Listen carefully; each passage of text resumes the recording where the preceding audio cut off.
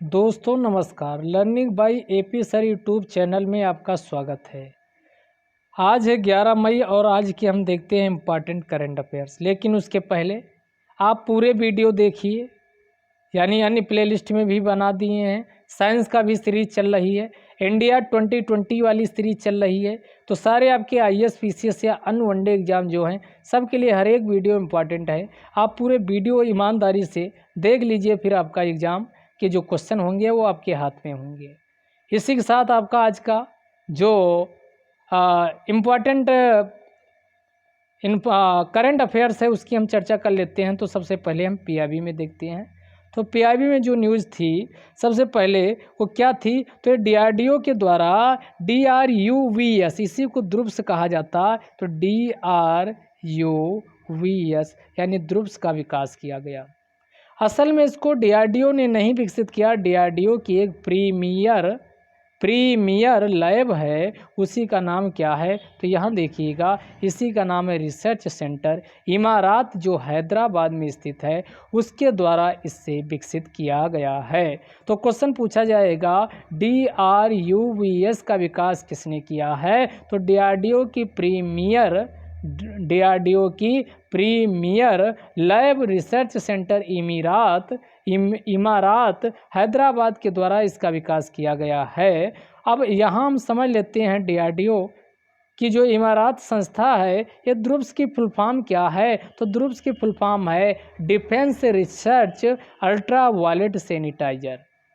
ध्रुव्स की full form क्या है, defence research ultra violet sanitiser. Defence research ultra violet sanitiser, D से defence, R से रिसर्च, यूवी से अल्ट्रा वायलेट सैनिटाइजर, यानी अल्ट्रा वायलेट रेज का प्रयोग करते हुए, ध्यान दीजिएगा, किसको, मोबाइल फ़ोन को, आईपैड्स को, लैपटॉप को, करेंसी नोट्स को, चेक लिप्स को, चालान को, पासबुक को, पेपर को, इनवेलप लिफाफों को इत्यादि को सैनिटाइज किया जाएगा इसके माध्यम से। और ध्यान दीजिएगा, इसके माध्यम से यानी इसी के द्वारा रिसर्च सेंटर जो यानी इमारात है, इमारात के द्वारा RCI के द्वारा ही एक automated ultra violet currency sanitising device को भी विकसित किया गया, उसी का नाम रखा गया नोट्स क्लीन। नोट्स क्लीन क्या करेंगे, जो नोट्स हैं उसको सैनिटाइज करेगी। मान लो कई नोट्स एक साथ हैं, 500 के, 2000 के, तो इनको कम समय में जल्दी क्या कर देगा, यानी यही आपका नोट्स क्लीन है, वो आपका सैनिटाइज कर देगा। तो दो चीज़ें विकसित की गई, एक आपका ध्रुव्स और दूसरा नोट्स क्लीन। तो इससे क्वेश्चन आपके पूछे जा सकते हैं। दूसरा जो आपके न्यूज में पीआईबी में ही था, ministry of health and family welfare, यानी स्वास्थ्य और परिवार कल्याण मंत्रालय के अंतर्गत एक आपका ICMR है। इसी को Indian council of medical research कहा जाता, Indian council of medical research कहा जाता, के अंतर्गत एक आपका ये पहला तो क्वेश्चन इस बार एग्जाम में पूछे जा सकते, कई इंस्टीट्यूट का मैचिंग करा के भी एग्जाम में क्वेश्चन पूछे जा सकते हैं।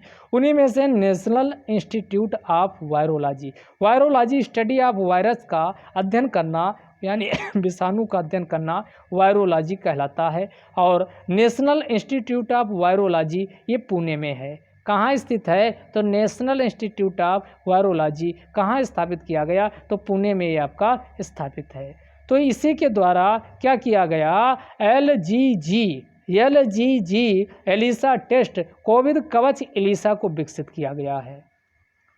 ध्यान दीजिएगा, कोविड कवच एलिसा को विकसित किया गया। तो ये पहला क्वेश्चन यही बनेगा कि कोविड कवच एलिसा को किसके द्वारा विकसित किया गया है, तो इसको विकसित किया है नेशनल इंस्टीट्यूट ऑफ वायरोलॉजी के द्वारा विकसित किया गया। ये किसके लिए है, तो इसका विकास किया गया है for antibody detection for covid. Antibody detection का पता लगाने के लिए, कोविड-19 के लिए एंटीबॉडी डिटेक्शन का पता लगाने के लिए इसको विकसित किया गया। एंटीबॉडी मान लो कोई व्यक्ति ए है, तो ये व्यक्ति के अंदर जो कोविड-19 है उससे निपटने के लिए एंटीबॉडी कितनी मौजूद हैं, कितना कार्य कर सकती हैं, तो इसी का पता लगाने के लिए को यानी क्या किया गया, यही आपका कौन सा ऐप था? तो इसी ऐप को विकसित किया गया। कौन? आपका कोविड कवच एलिसा। कोविड कवच एलिसा को विकसित किया गया है। सबसे अच्छी बात इसकी क्या, अगर अच्छाइयों में बात करें तो 90 सैंपल को ये 2.5 घंटे में क्या कर देगा? डिटेक्ट कर देगा। और यह पूरी तरीके से इंडिजेनस है, यानी भारत ने इसको अपनी तकनीकी प्रौद्योगिकी के माध्यम से विकसित किया गया और इसे मेक इन इंडिया कार्यक्रम के अंतर्गत इसे विकसित किया गया है। तो आपके एग्जाम के लिए मेक इन इंडिया कार्यक्रम भी इम्पॉर्टेंट है। मेक इन इंडिया कार्यक्रम का शुभारंभ 24 सितंबर 2014 को किया गया था, जब एनडीए सरकार आई थी। पहला आपका एनडीए सरकार का पहला शासनकाल में इसे लाया गया था मेक इन इंडिया को। मेक इन इंडिया के अंतर्गत जो भारत में डिजाइन की जाएगी, असेंबल की जाएगी, यानी वस्तुओं का डिजाइन, असेंबल सब कुछ यहीं और मैन्युफैक्चरिंग भारत में ही होगी। तो इसी के लिए मेक इन इंडिया था। अगला जो आपका इम्पॉर्टेंट है उसकी बात कर लेते हैं। त्रिपुरा सरकार के द्वारा, ध्यान दीजिएगा, त्रिपुरा सरकार के द्वारा स्कॉलरशिप के लिए एक ऑनलाइन वेबसाइट लॉन्च की गई है। त्रिपुरा सरकार के द्वारा स्कॉलरशिप के लिए एक ऑनलाइन वेबसाइट लॉन्च की गई है। इसी ऑनलाइन वेबसाइट का नाम क्या है? सीएम युवा योगा स्कीम।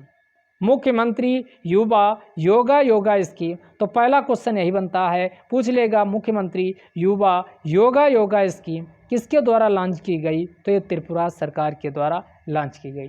किसके लिए? स्कॉलरशिप किसको दी जाएगी? तो कॉलेज व यूनिवर्सिटी में फाइनल ईयर में जो स्टूडेंट हैं उनको स्मार्टफोन खरीदने के लिए 5,000 रुपये का स्कॉलरशिप प्रदान किया जाएगा।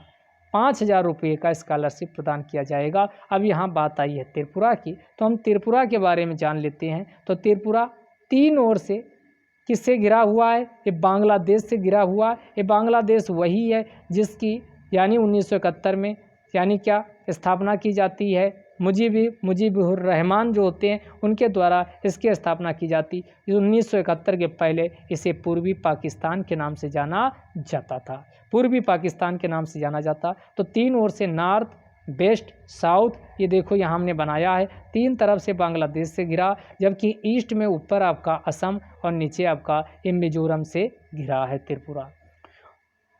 अब अन्य कुछ त्रिपुरा की विशेषताओं की बात करें तो त्रिपुरा तीसरा सबसे छोटा भारत का क्या है? राज्य है। राजधानी इसकी अगरतला है और इनमें त्रिपुरा में मात्र 8 जिले हैं। गवर्नर की बात करें, वैसे ऐसा क्वेश्चन पूछा नहीं जाएगा, इसे लिख दिए हैं, रमेश व्यास हैं। मुख्यमंत्री की बात करें तो मुख्यमंत्री इस समय बीजेपी के आपके विप्लव कुमार देव हैं। यहाँ की जलवायु की बात करें त्रिपुरा की तो जलवायु कैसी है? उष्णकटिबंधीय सवाना जलवायु यहाँ पर पाई जाती है। यहाँ नेशनल पार्क 2 सबसे ज़्यादा इम्पॉर्टेंट हैं। एक क्लाउडेड लियोपार्ड नेशनल पार्क है और दूसरा राजबारी नेशनल पार्क है। क्लाउडेड लियोपार्ड नेशनल पार्क और राजबारी नेशनल पार्क ये दोनों कहाँ हैं? तो दोनों ये त्रिपुरा में स्थित है। वन्य जीव अभयारण्य की बात करें तो सबसे ज़्यादा गुमटी से क्वेश्चन पूछा जा चुका है। तो ये त्रिपुरा में आपका एक कौन है? तो गुमटी ध्यान दीजिएगा, गुमटी वन्यजीव अभयारण्य कहाँ है? त्रिपुरा में है और इसे इंटरनेशनल बर्ड भी घोषित किया जा चुका, जो अंतर्राष्ट्रीय स्तर का बर्ड लाइफ अंतर्राष्ट्रीय पक्षियों के संरक्षण के लिए IBA के द्वारा प्रयास किया जाता, तो एक IBA भी इसे घोषित किया जा चुका है गुमटी। तो 2 नेशनल पार्क आपको ध्यान रखना, क्लाउडेड लियोपार्ड नेशनल पार्क और दूसरा राजबारी नेशनल पार्क त्रिपुरा में है। और सबसे ज़्यादा इम्पॉर्टेंट आपका है यहीं पर रुद्र सागर झील है। रुद्र सागर दे दिया तो आप उत्तराखंड लगा दोगे, लेकिन ये रुद्र सागर झील कहाँ है? यहीं त्रिपुरा में है। और यहाँ से क्वेश्चन आपका इसमें पूछा जा चुका है PCS में, प्रीवियस ईयर क्वेश्चन उठा के देखिएगा तो रुद्र सागर झील आपकी त्रिपुरा में है, इससे क्वेश्चन पूछा जा चुका है। अब हम बात करते हैं, त्रिपुरा आया है तो त्रिपुरा की कुछ जनजातियों की हम बात कर लेते हैं। त्रिपुरा में कौन कौन सी जनजाति पाई जाती है? अगर हम कुछ त्रिपुरा की जनजातियों की बात करें तो त्रिपुरा की जनजातियों के लिए हमने एक शार्ट आपका फार्मूला बताया है। भूटिया, मान लो आपके कौन है? आपके चाचा हैं एक भूटिया, उनका नाम है भूटिया चाचा। उनका जो GK है यानी जनरल नॉलेज वो बहुत कमज़ोर है। कमज़ोर का मतलब वो आपके जले हैं, तो आप क्या कहोगे? जले हैं। ध्यान से समझिएगा। तो आपकी इसकी ट्रिक क्या हुई, भूटिया चाचा जीके में जले हैं। जीके में जले हैं, जीके का मतलब उनसे जीके की बात मत पूछो, जीके नहीं आता, बाकी और कुछ पूछ लीजिए तो सारा कुछ बता देंगे। तो अब ऐसे अब भारत की जितनी भी जनजातियां हैं वहाँ से एक दो उनकी कल्चर कुछ ना कुछ आपके IAS और PCS में क्वेश्चन हर साल पूछे जाते हैं। लोअर PCS में पूछे जाते जनजातियों से, अभी इस बार भी पूछा गया। आपकी केरल की जनजाति पूछी गई थी। तो जितनी भी भारत की प्रमुख जनजातियां हैं सबकी बायोट्रिक आपको हम याद नाम करवाएंगे। तो भूटिया यहाँ की जनजात है। चाचा से चकमा जनजात हो गई। अगले चा से आपका चैमाल हो गया। उसके बाद जी से आपका कौन हो गया, गारो हो गई। के से आपका क्या हो गया, खासिया हो गया। और जा से आपका कौन हो गया, जा से बताइए, जा से जमातिया हो गया। और ला से आपका लेप्चा हो गया। हा से हालम हो गया। तो ये प्रमुख जनजातियां हैं। इसके अलावा और भी जनजातियां हैं, लेकिन जो प्रमुख जनजातियां थी हमने इसी ट्रिक में शामिल कर दिया।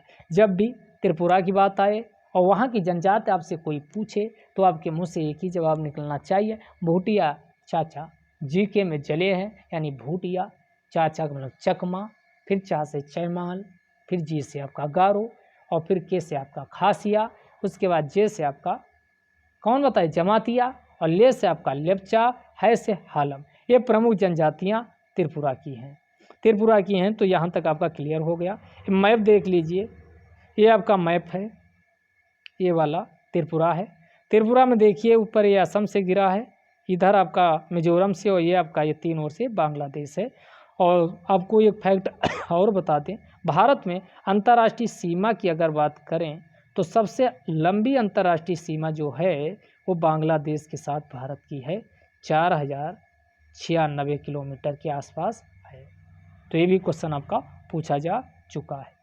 अगला जो न्यूज में था उसकी हम बात कर लेते हैं। अभी मध्य प्रदेश सरकार के द्वारा संजीवनी वाहन को शुरू किया गया। तो क्वेश्चन पहला यही बनेगा, संजीवनी वाहन को किसके द्वारा शुरू किया गया, तो मध्य प्रदेश सरकार के द्वारा शुरू किया गया। इसमें हेल्थ वर्कर के द्वारा जो सस्पेक्टेड पेशेंट हैं, संदिग्ध मरीज हैं, जो कांटेक्ट में नहीं है, उनको कांटेक्ट में लाया जाएगा और उनके साथ इन्वेस्टिगेशन किया जाएगा। तो ध्यान दीजिएगा, संजीवनी वाहन के अंतर्गत ऐसे हेल्थ वर्कर के द्वारा ऐसे संदिग्ध पेशेंट जिनको कोरोना वायरस पॉजिटिव होने के चांसेज है लेकिन अभी संपर्क में नहीं है, उनको इन्वेस्टिगेट किया जाएगा। वैसे संजीवनी वाहन के माध्यम से जा करके उनको क्या किया जाएगा, यानी लाया, इन्वेस्टिगेट करके उनकी जांच की जाएगी। इसका डिजाइन तथा प्रयोग छतरपुर जिला के राजनगर प्रशासन के द्वारा किया गया। तो ध्यान दीजिएगा, राजनगर प्रशासन इसको किया है। इसमें आपका पर्सनल प्रोटेक्टिव इक्विपमेंट जो होता है PPE, इसकी आवश्यकता को समाप्त करता है।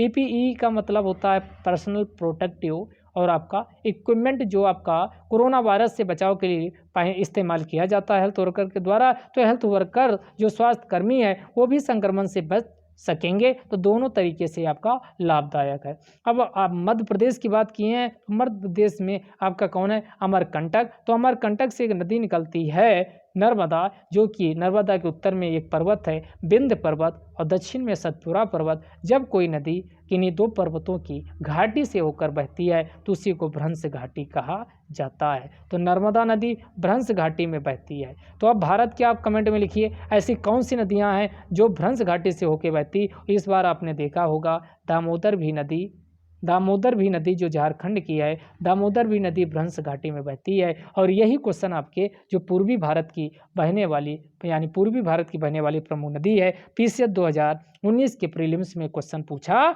गया था। तो आपका नर्मदा के बाद नीचे एक और नदी बहती है तापी, ये भी आपकी किसमें, भ्रंश घाटी में बहती है। तो आपका विंध्या सतपुरा के बीच जो नदी बहती है उसी को क्या कहा जाता है, उसी को नर्मदा कहा जाता है। ये अमरकंटक पठार से निकलती है। अमरकंटक पठार से एक नदी उत्तर की ओर निकलती है, इसी को सोन नदी कहा जाता। तो सोन नदी भी कहाँ से निकलती, अमरकंटक पठार से निकलती है, जो आपके गंगा में सीधे जाकर के मिल जाती है। तो ये ध्यान रखिएगा। अब हम मध्य प्रदेश की बात किए हैं, तो मध्य प्रदेश की सर्वोच्च शिखर की बात करें तो मध्य प्रदेश की सर्वोच्च शिखर कौन है, धूपगढ़ है, जिसकी ऊंचाई 1350 मीटर है। अगर मध्य प्रदेश की बात करें तो देखें कि इसका बॉर्डर किनके किनके साथ लगता है। तो गुजरात, राजस्थान, महाराष्ट्र, UP, छत्तीसगढ़, इतने राज्यों के साथ मध्य प्रदेश का बॉर्डर शेयर होता है। तो ध्यान दीजिएगा, आपका महाराष्ट्र, गुजरात, राजस्थान, यूपी और छत्तीसगढ़ के साथ ये बॉर्डर शेयर करता है। अब हम मध्य प्रदेश की बात आई है तो मध्य प्रदेश के नेशनल पार्क की जान लेते हैं। नेशनल पार्क जो कि सबसे ज़्यादा हैं और जिनकी संख्या कितनी है, 10 है, इनकी हम बात कर लेते हैं। तो सबसे पहले आपका बांधवगढ़ नेशनल पार्क उमरिया जिला में है।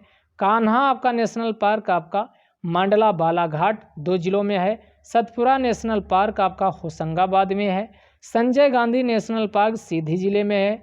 माधव नेशनल पार्क शिवपुरी में है। वन विहार नेशनल पार्क आपका भोपाल में है। फासिल नेशनल पार्क आपका मंडला में है। पन्ना नेशनल पार्क पन्ना छतरपुर जिले में है। पेंच नेशनल पार्क आपका पेंच में है। अगला डायनासोर नेशनल पार्क आपका डायनासोर या धार जिले में है। तो अभी तक आपके 10 नाम हो गए होंगे, याद कुछ भी नहीं हुआ होगा। अब हम याद कराने की तो हमारी जिम्मेदारी है। तो आइए हम मानचित्र में इसको दर्शाए हैं, मानचित्र के माध्यम से इसको याद करने की कोशिश करते हैं। सबसे पहले संजय गांधी, संजय सीधी जिले में है। तो सीधी अभी आपका एक चुलबुल पांडे, आप यूट्यूब पे बहुत वीडियो वायरल हुआ, यहाँ के दरोगा साहब हैं चुलबुल पांडे, जिनका आपका आते हैं लाइव रहते हैं, तो यहीं सीधी के हैं। तो आप ये संजय को बांधा गया, तो आपका इससे बांधवगढ़ आप याद रख सकते हो। तो आपका ये कौन संजय, उसी के बगल आपका कौन है, बांधवगढ़ आपका उमरिया जिला में है। और बांधवगढ़ के बाद फिर फांसा गया उनको, तो फांसा गया का मतलब फासिल हो गया, तो इसी के नीचे है आपका मंडला में है। और फांसा गया फिर कान्हा, तो कान्हा किसको, आपका कान्हा आए, तो कान्हा का मतलब आपका कान्हा से याद कर सकते हो, कन्हैया वाले कान्हा आगे जब फांसा गया संजय को, तो कान्हा आए। तो कान्हा आपका नेशनल पार्क मंडला, और एक जिला और है और आपका जिसे बालाघाट कहा जाता, बालाघाट कहा जाता। तो आपका कौन कौन आपके हो गए, ध्यान दीजिएगा। तो संजय सीधी, संजय के बाद बांधव यानी बांधा गया, बांधवगढ़ आपका उमरिया जिला। फिर आपका फासिल, फांसा गया, फासिल आपका कहाँ है, तो मंडला। और फासिल के बाद आपका कान्हा है, तो कान्हा आपका कहाँ है, तो कान्हा आपका मंडला और बालाघाट जिले में है। कान्हा की कुछ और विचित्र कहानियां हम जान लेते हैं, कान्हा नेशनल पार्क की क्या है। यहीं पर आप एक आपका उपन्यास का नाम जरूर सुना होगा, द जंगल बुक, जिसमें मोगली की कहानी है। और ये उपन्यास को रुडयार्ड किपलिंग के द्वारा लिखा गया है। रुडयार्ड किपलिंग के द्वारा इसी नेशनल पार्क का, कान्हा नेशनल पार्क का उल्लेख किया गया। और कान्हा नेशनल पार्क की अन्य विशेषता क्या है, भारत का एकमात्र कान्हा नेशनल पार्क ऐसा है जिसका जो यानी ऑफिशियल रूप से कान्हा नेशनल पार्क मात्र भारत का एकमात्र ऐसा नेशनल पार्क है जिन्होंने एक मस्कट शुभंकर को अपनाया है। इसी का नाम है Bhoor Singh barasingha. Swamp dear, swamp dear भी इसे कहा जाता है, स्वयं डियर भी कहा जाता, स्तनधारी है ये आपका भूरसिंह बारासिंघा। तो ये मस्कट को अपनाने वाला भारत का आधिकारिक रूप से पहला राज्य है, पहला राज्य है।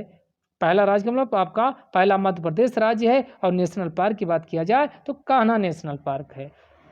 अब आगे जान लेते हैं। तो ऊपर आपका इसी के बगल आपका पेंच है, ऊपर पन्ना। तो पेंच को पेज से याद रखिए। तो पन्ना, उसका पन्ना उत्तर में है, बिल्कुल जस्ट सामने दक्षिण में आपका कौन है, पेंच है। पन्ना, तो पन्ना और छतरपुर जिला है। यहीं इसी छतरपुर जिले में आपका खजुराहो के विश्व प्रसिद्ध जो मंदिर हैं, जैसे चंदेल वंश के शासकों ने बनवाया था, जिनमें आपका प्रमुख है आपका कौन वाला, तो आपका कंदरिया महादेव का मंदिर सबसे फेमस है। तो खजुराहो यहीं पर है, ध्यान दीजिएगा।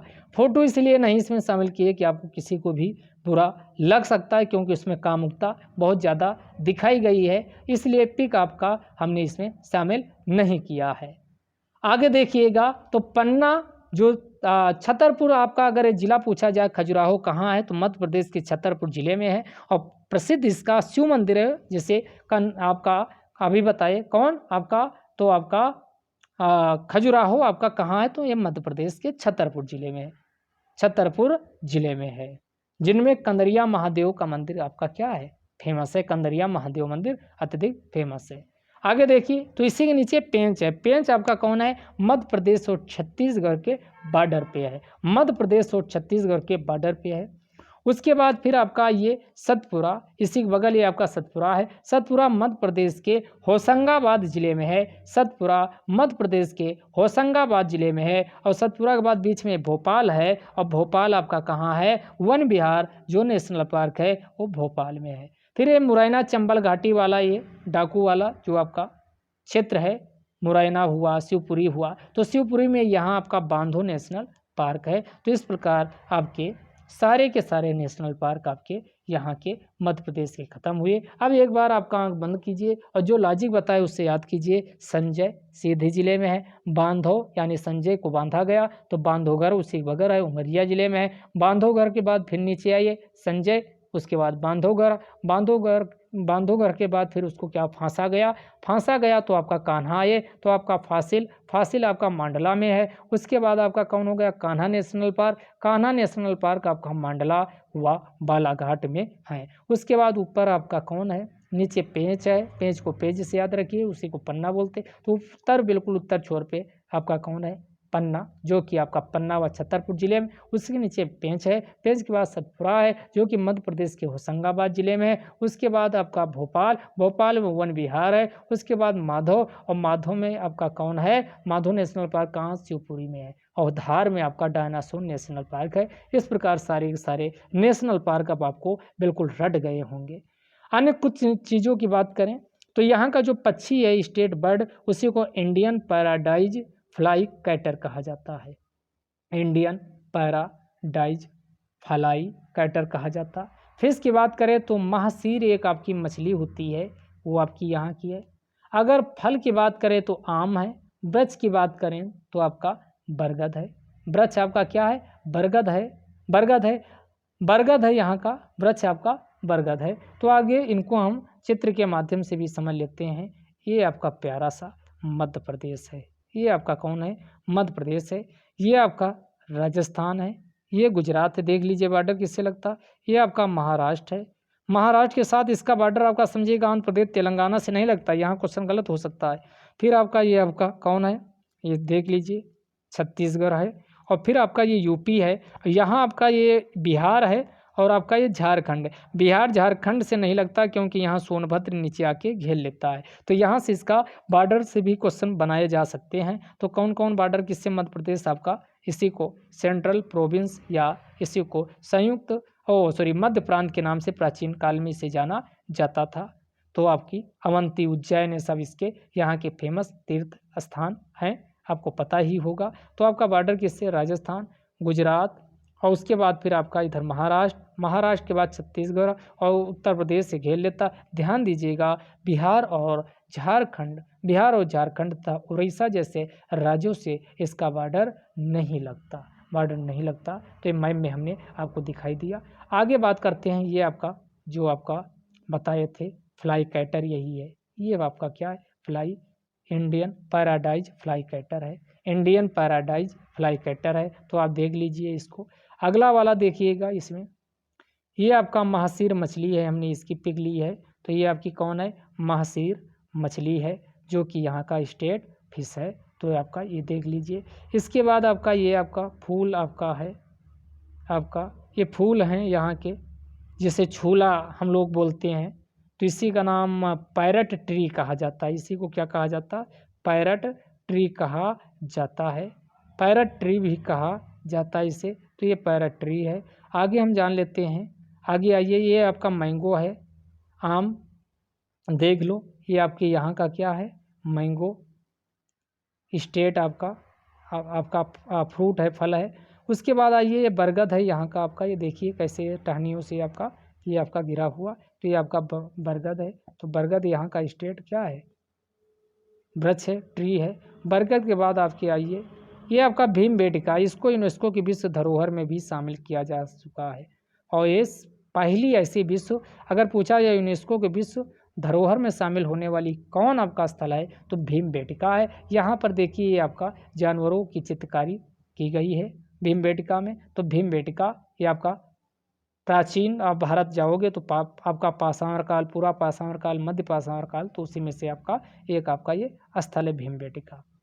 भीमबेटकिया के बाद आपका ये जो स्वयं डियर बताए थे बारहसिंघा स्वयं डियर, ये स्वयं डियर है, देख लीजिए बारहसिंघा इसी को बोलते तो आपका भूर सिंह बारहसिंघा को मस्कट के रूप में इसी को कान्हा नेशनल पार्क में अपनाया गया है। तो आप देख लीजिए क्वेश्चन यहाँ से पूछा जा चुका था। फिर आपका ये कुछ मंदिर है यहाँ के, ये आपका ये तेली मंदिर है, यहाँ ध्यान समझिएगा, ये आपका क्या है तेली मंदिर है आपका। यहाँ से क्वेश्चन RO 2016 वाला जो PCS पेपर हुआ था उसमें पूछा जा चुका है। तो तेली मंदिर आपका ध्यान दीजिएगा, ये द्रविड़ शैली में बना हुआ है आपका। अपवाद है, सॉरी तेली जो मंदिर है नागर शैली में बना हुआ, द्रविड़ शैली में आपका ओसिया एक मंदिर है जो आपका उत्तर भारत में जाओगे, उत्तर भारत के नागर शैली में सारे मंदिर बने हुए हैं, लेकिन ओसिया मंदिर आपका किस में बना हुआ है, द्रविड़ शैली में बना हुआ। तो ये नागर, द्रविड़ और आपका बेसर 3 प्रकार की शैलियाँ होती मंदिर स्थापत्य कला की। तो हम इसको भी आगे आएगा हिस्ट्री में तो डिस्कस करेंगे। फिर आपका ये खजुराहो, ये आपका मंदिर है। फिर ये आपका पिक आपका क्लियर नहीं है, ये कोई बात नहीं, आगे देख लेते। ये देखो ये आपका मंदिर है, और मंदिर के बाद आपका ये आपका है ये खजुराहो। खजुराहो के बाद फिर आगे आ जाते हैं, ये आपका फूड सेफ्टी कमिश्नर जो झारखंड के फूड सेफ्टी कमिश्नर के द्वारा पान मसाला के जो 11 ब्रांड हैं, ध्यान दीजिएगा, पान मसाला के 11 ब्रांडों पर 1 साल के लिए प्रतिबंध लगा दिया गया है, क्योंकि इन्वेस्टिगेशन के दौरान ये पाया गया था कि उसमें मैग्नीशियम कार्बोनेट की उपस्थिति पाई गई थी। मैग्नीशियम कार्बोनेट की उपस्थिति पाई गई थी, इसलिए झारखंड के द्वारा क्या किया गया, इस पे रोक लगा दी गई है। तो क्वेश्चन पूछ लेगा 1 साल के लिए पान मसाला के 11 ब्रांडों पर प्रतिबंध लगाया तो कौन देश था, तो आंसर है आपका झारखंड था। तो झारखंड को मैप में पीछे आपको अभी दिखाए थे, तो मैप में आप देख लीजिए एक बार फिर से, काफ़ी पीछे जाना पड़ेगा, लेकिन कोई बात नहीं, आपका क्लियर कम से कम कॉन्सेप्ट हो जाएगा इसी के बहाने। आइए कहाँ गया, काफ़ी पीछे चला गया, ये आपका मैप देखिए। झारखंड असल में बिहार का हिस्सा हुआ करता था, लेकिन 2000 ईस्वी में ये क्या हुआ, अलग हुआ, और बिहार से अलग होकर झारखंड है। तो झारखंड का बॉर्डर किससे किससे लगता, तो ये बिहार से लगेगा ही, बिहार से अलग हुआ। और बिहार के साथ साथ ये पश्चिम बंगाल का बॉर्डर इससे लगता है। इधर यूपी भी झारखंड से बॉर्डर शेयर करता है, ये आपका सोनभद्र वाला जिला। तो बिहार तो करेगा ही, उससे अलग हुआ, यूपी भी करता है, इधर आपका पश्चिम बंगाल करता है, और ये आपका उड़ीसा करता है, और छत्तीसगढ़ करता है, ये आपका झारखंड। और झारखंड का आपका बताए थे बेतला या पलामू प्रमुख यहाँ का नेशनल पार्क झारखंड में है। बेतला या इसी को पलामू कहा जाता है, जो कि मोस्ट इम्पॉर्टेंट है एग्जाम के पॉइंट ऑफ व्यू से। तो आपका यहाँ तक आपका क्लियर हो गया है, आगे आइए। और झारखंड एक ऐसा राज्य है जो प्रज्ञान अभी मोबाइल ऐप कोरोना वायरस से निपटने के लिए प्रज्ञान नामक मोबाइल ऐप को भी लॉन्च किया गया था। तो ये भी ध्यान रखिएगा, जो चीज़ें आपकी लॉन्च की जा रही हैं तो आपके इम्पॉर्टेंट एग्जाम के लिए हैं। अगला देख लेते हैं, सबसे लास्ट एक करंट अफेयर्स है। तो आपका एबल प्राइज 2020, एबल प्राइज इसी को मैथमेटिक्स का नोबेल प्राइज कहा जाता है। तो ये 2 व्यक्तियों को प्रदान किया गया, एबल प्राइज 2020 ये 2 व्यक्तियों को प्रदान किया गया। एक आपका हिलेल फ्रस्टेनबर्ग और दूसरा है ग्रेगरी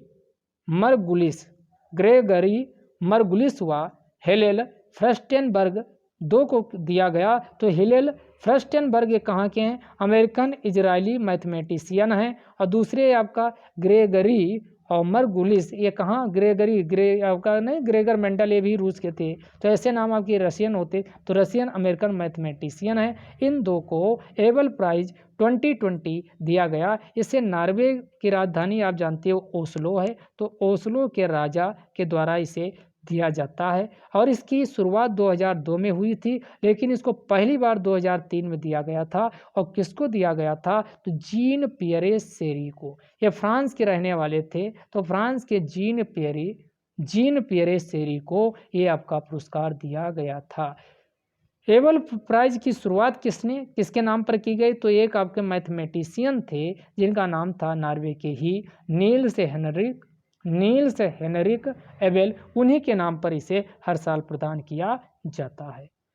इस बार इन्होंने दो लोगों ने क्या किया, तो ये probability and dynamics in number theory, combinatory and group theory पे आपका रिसर्च किया है, उसी के लिए इनको दिया गया। और सबसे लास्ट क्वेश्चन है, पहला आपको पता होना चाहिए, अब क्वेश्चन कुछ ट्रेंड चेंज हो रहा, और पहली महिला आपका पता होना चाहिए कि पहली महिला, तो एबल प्राइज जो पहली महिला को दिया गया था, ये बहुत पहले नहीं बल्कि 2019 में ही 2019 में ही पहली महिला जो ये पुरस्कार पाई हैं, उन्हीं का नाम क्या है, कैरेन उहलेनबेक, अमेरिका की हैं। तो 2019 से पहली प्रथम महिला जिनको एबल प्राइज 2019 का दिया गया था, प्रथम महिला जिनको एबल प्राइज मिला था, कैरेन उहलेनबेक को 2019 के लिए दिया गया था। इसी के साथ ये आज का डिस्कशन समाप्त होता है।